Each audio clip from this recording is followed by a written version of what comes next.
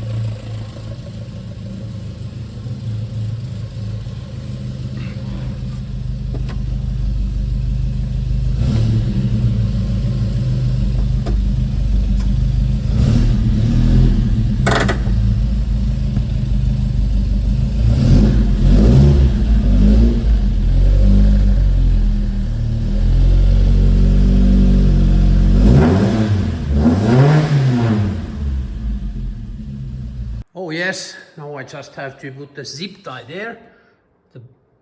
The throttle cable, it rises, well, it hits the hood, so it's not a big deal, but I will put it there. Its alternator is working, all the lights are okay, it's charging, fuel gauge is working. So next I just put the racing seat belt, and I have a bucket seat. It's up there, but this is easy job. It goes like a click, like that. 6 point in back and under the seat on both sides. And now I fixed a little bit the bracket. Now I can adjust the distance between the wheel and the chair. It used to be a little too close, but I would like to drive close to get my arms. Well, I would like to drive the wheel quite close, sorry. But then there is a problem that it's hard to brake because the knee hits the steering wheel. So this is like a compromise. The distance is now okay. I can handle the steering wheel and there's no problems to brake, so it should be ready. There's an inspection before I can get to the track, but this should be okay for that also. So 145 is starting to be ready for the track day. I just checked the fluids, and of course I will take some oil and coolant and brake fluids to the track also, jack stand, tools, so I can do small things. So now it's getting ready. Now the car is ready, just small things to do and clean the garage. Next I just have to check my trailer is ready. It should be, because we took the Mercedes, the spare car, like a week ago, and trailer was okay. I have new tires also in my trailer, so, and I have now spare tire. So it was a little bit stupid to drive without a spare tire, but nothing happened. But now I'm prepared. Track day is coming. It's so nice to drive this car at the track. I will try to use the, I used to have a application for my smartphone that takes the times and split times. I'm not sure if it's allowed to do in that track event, but I will do that still. Don't tell anybody, because I can handle that. If you have watched my earlier videos, I have been using the GTI 205 GTI at the track, so I used to drive 2 or 3 fast laps and then I will come and cool down. So I'm quite safe driver at the track. But hey, thanks for watching. Please give me a thumbs up, comments down below, that would be great. And if you haven't subscribed my channel yet, now's the perfect time to do that, and also ring the bell. Thanks for watching, see you soon.